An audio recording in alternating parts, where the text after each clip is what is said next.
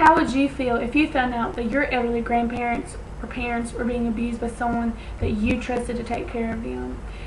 Two emotions was run through your mind: furiousness and deeply sadness. Because furiousness for the people that have done this to them, people that you trusted, and sadness for the people that you love and that you care for are being abused. Millions and millions of elderly abuse cases are reported each year, and also millions go unreported. Many of the reasons why elderly are targets of abuse is because of their frailness and their inability to fight back. Many people take advantage of the fact that elderly people can't fight back against their attackers, because most people that have home care, daily home care, and or nursing homes, they're there because they can't take care of themselves. They can't manage their medications, and they can't walk on their own. Elderly people are more likely to be taken or not be taken serious by even their family members. You might go over to great-grandma's in the nursing home, and she might just be going on and on about how horrible it is there and how they treat her. And sometimes, yeah, they exaggerate, but a lot of times you really need to take it serious, because it could be true. She could be a victim of abuse. Types of abuse there's 5 of them. It's physical, emotional, sexual, neglect, and financial. The number 1 cause of elderly abuse is neglect. Neglect is when the people that are taking care of them are not managing their medications right on purpose. They just don't want to give it to them, or they give them too much or too little, not at the right time. Some abusers might actually just do that because they know that it's going to make them not in their right mind, and they might not remember what is happening to them, so they won't tell anyone. You might see they have soiled clothes all the time when you go over there because they're not being changed and cleaned properly. They might have rashes or bed sores because they're not turning them and getting them up and bathing them like they're supposed to. This is neglect, and it can be very, very harmful for your body and for your emotions. It can make the elderly very depressed knowing that they have no one to take care of them. Physical abuse is the number 2 high reason why elderly are abused. This is very life-threatening. They will have broken bones and severe bruising on their body. So you need to make sure that if you find out that one of your elderly parents or grandparents, they have broken a bone, you need to find out the reason why. Is it because they fell? And if that's what they're saying, because most cases they say, oh, well, she fell, she broke her hip, she broke her arm. You need to investigate it, and you need to make sure that that is why they broke it. And you need to, whenever you hug them, and most people, whenever they hug their grandparents or parents, they say that they kind of cringe, and they will actually lift up their shirts and see severe bruising or burns. Some people have even seen cigarette burns on their loved ones. And this is so sad, because these people are supposed to take care of them. Emotional abuse can be a factor from all types of abuse, because it takes an emotional toll on your body. It can make you severe depressed, make them think that no one's there to care for them, that they're just not cared for, the way they're supposed to be. Financial abuse is not as common as neglect and physical abuse. It can be from a family member most of the time. They could be withdrawing from their bank account. If you ever get a bank statement, if you keep track of that, you need to designate someone to keep track of it. And if you see severely large bank account withdrawals, that is not the people that are in the nursing home. That's going to be a family member taking advantage of them.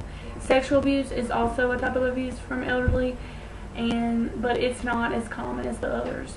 Abuse happens anywhere and can happen to anyone.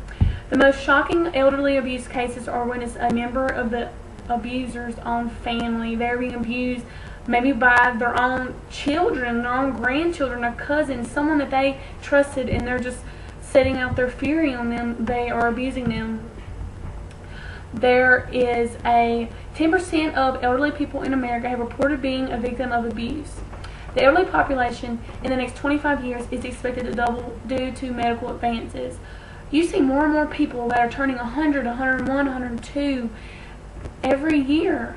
And in the next 25 years, there is going to be more than 27 million people over the age of 80 in America. And this means the amount of elder abuse cases is going to double also. And Of that 10% of elderly people that have reported being abused, over half are women. Most elderly people are women. Women's life expectancy is higher than men, so that can be a main reason why. The abuse, how you can report it. How can you report the abuse? When you suspect the elderly person is being abused or witness the abuse, you should report it immediately. Call into an abuse. They have actual places where you can call in. They have websites. They have funds for this. You can tell the people at the nursing home. Go tell the owner of the nursing home that what's happening, and they will fire the person. They will help. When your elderly parent or grandparent tells you that they're being neglected, don't always brush it off. You should always check into it. Some people set up cameras in their elderly families' homes or nursing homes. I have a picture of a case that happened a couple years ago.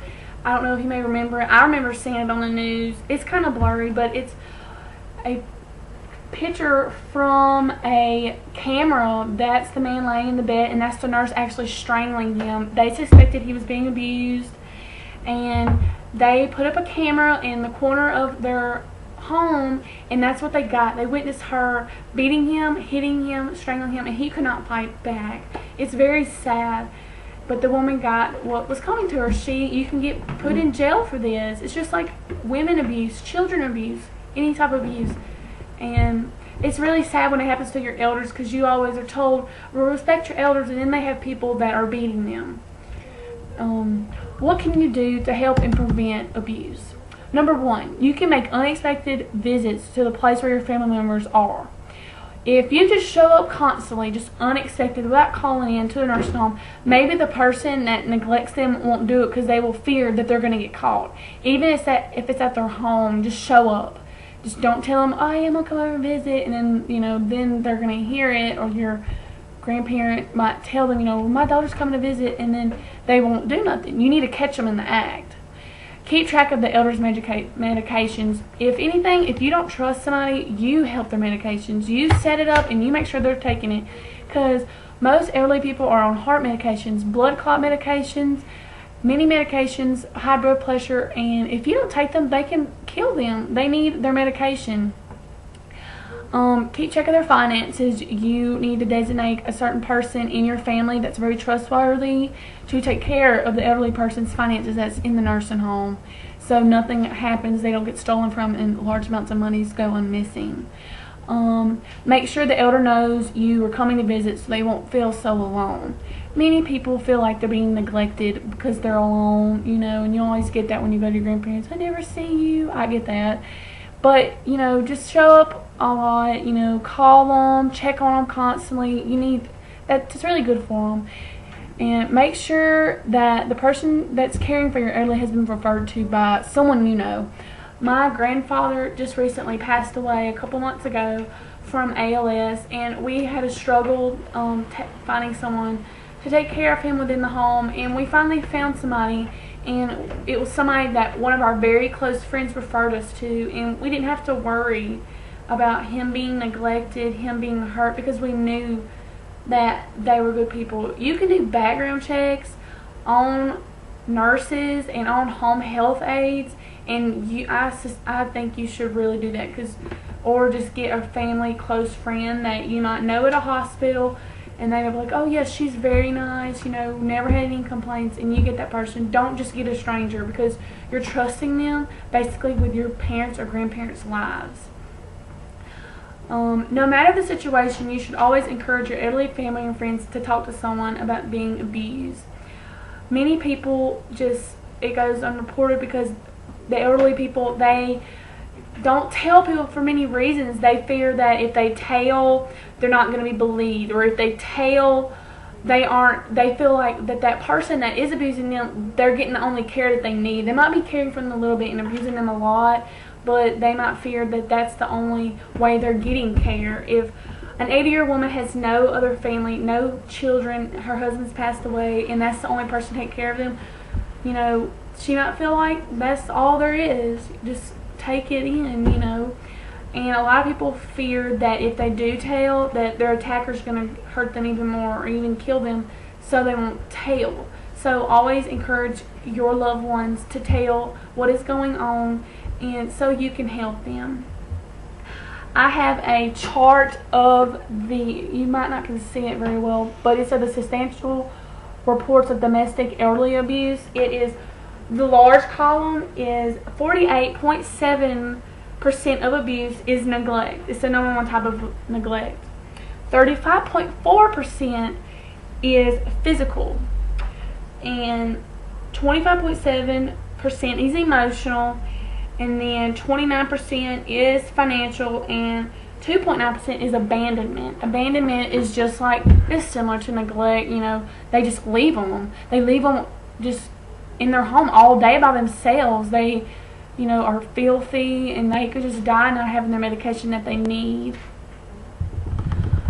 Elderly abuse is very common throughout the world, really, and it needs to be stopped. I hope that everyone young nowadays knows that they need to respect their elderly. They need to help them. You should always help somebody that's in need, especially if it's your own loved ones.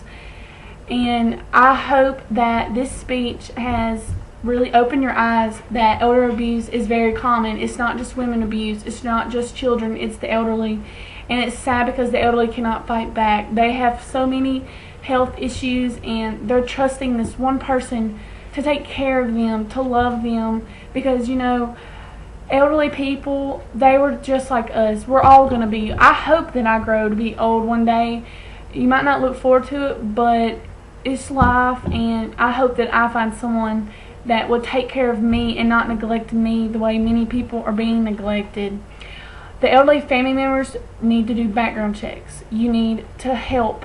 You need to just, if you see an elderly abuse fund, donate to it. It can help. All these websites, you know, you need to help donate to everything. And together, if we all stand together, the elder abuse can stop. Just like anything can stop. Any kind of abuse. It might not come to a complete stop automatically, but you can make it smaller, smaller, smaller. The percentages can go smaller. 10% of all elderly say they've been abused in their life. Make that percentage go down. It's terrible, and it should not be done. And together, we can get elderly abuse to stop. Thank you.